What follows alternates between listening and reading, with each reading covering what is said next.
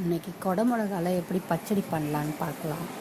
அதுக்கு ஒரு 1/4 அழ துவரம்பருப்பு எடுத்து கழுவி ஒரு நல்லா மலர்ந்து வர அளவுக்கு குக்கரில் வச்சு எடுத்துக்கணும்.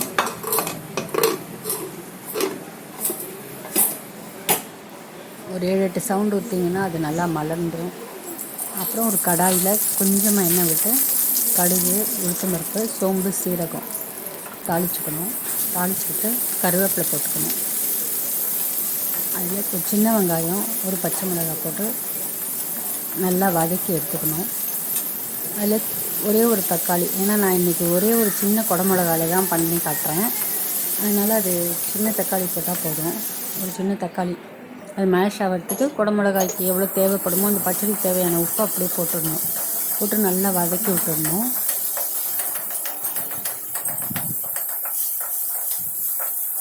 அப்புறம் வெட்டி வச்ச குடமிளகாயை அதை ஆட் பண்ணி நல்லா வதக்கணும்.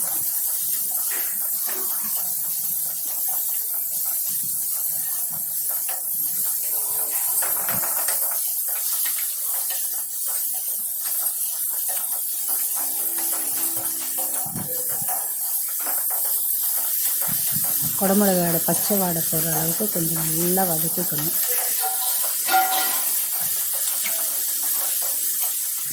இப்போ அந்த வேக வச்ச துவரம்பருப்பு இருக்குங்களா, அதை அதில் ஊற்றிக்கணும். நல்லா ஊற்றிட்டு ஒரு ஸ்பூன் மிளகாப்பொடி, கொஞ்சம் மஞ்சள், அதையும் போட்டு நல்லா கலந்து விட்டுருக்கணும். இந்த குடமிளகாய் நல்லா வெந்து வரணும். அதுக்கப்புறம் தான் நம்ம கொஞ்சோண்டு புளி ஆட் பண்ணணும்.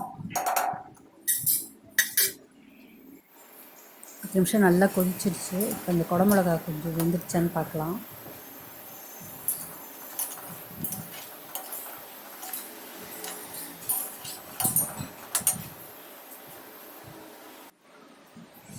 குடமிளகா ஓரளவு வெந்துருச்சு. இப்போ இதில் புளி ஆட் பண்ணிக்கலாம்.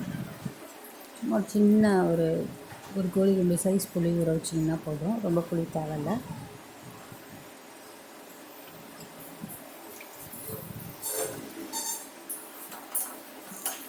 இந்த புளியும் ஊற்றிட்டு அந்த புளியோட பச்சை வாசம் போடுற அளவுக்கு நல்லா கொதிக்கணும்.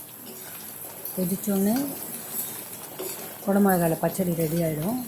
ரொம்ப நல்லாயிருக்கும். இது பண்ணி சாப்பிட்டு பாருங்கள், வெரி டேஸ்டியாக இருக்கும்.